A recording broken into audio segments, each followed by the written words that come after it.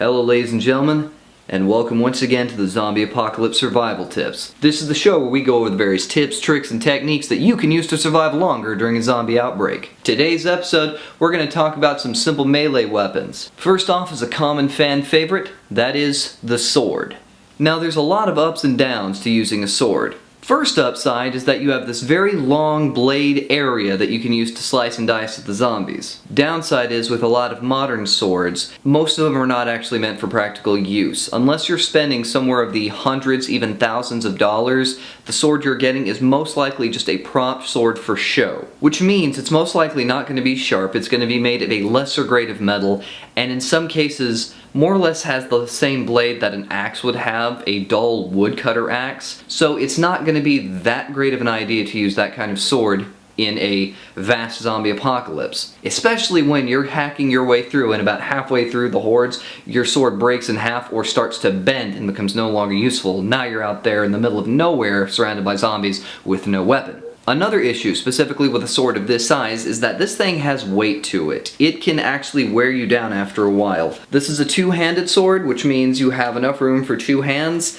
and this thing after a while will begin to wear on your forearms, it'll begin to wear on your shoulders, and because of its sheer weight, you'll get worn out just carrying this thing. Unless you're specifically trained in using this can actually cause more harm than good, purely from its weight. Another issue is carrying. You want to try to make sure, if you're going to go the route of a sword, that you use one with an over-the-shoulder strap that comes over here so that it makes it a lot easier to carry, because if it's attached to your side, it is going to wear you out after a while. But over the shoulder, it's basically like carrying a backpack that's very, very light. Now there are a few downsides to using a sword with an over-the-shoulder carry. One is you do have to tend to reach back, and you need to make sure it's short enough that you can pull it all the way out when you extend your arm. There are some swords meant for over the shoulder, but the blade itself is so long, even when you fully extend your arm, it's not fully out.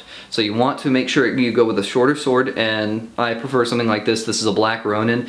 It's very lightweight. It's a good over-the-shoulder, single-edge blade, so you have one side to push into. The good thing about that is that means if you jam the sword into somebody and it doesn't go all the way through, you've got a flat surface to push and apply even more pressure.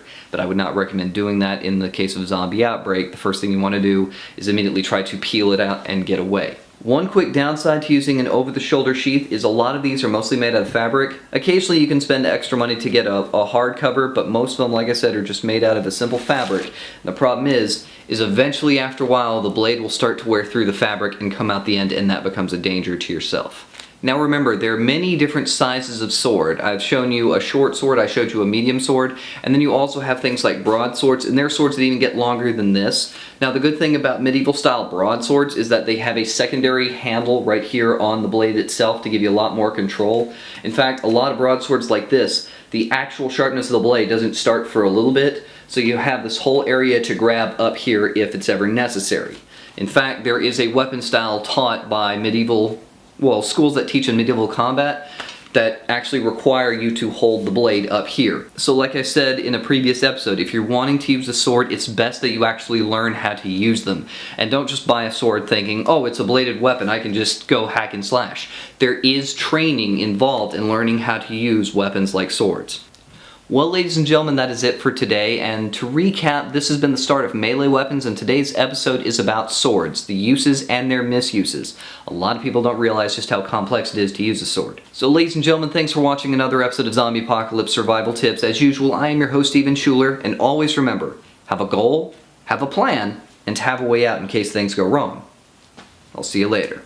Well, ladies and gentlemen, thanks once again for watching the video. If you liked it, don't forget to hit like and favorite the video below, or to click the subscribe button to continue watching my YouTube videos. Also, click me if you want to go straight to the playlist to show all the episodes of Zombie Apocalypse Survival Tips, or click any of the other playlists over here to watch some of the other videos I do, like 3 Shorts on 3 Shorts, or my video blogs where we're talking about the road to the wasteland. So ladies and gentlemen, thanks for watching. See you later.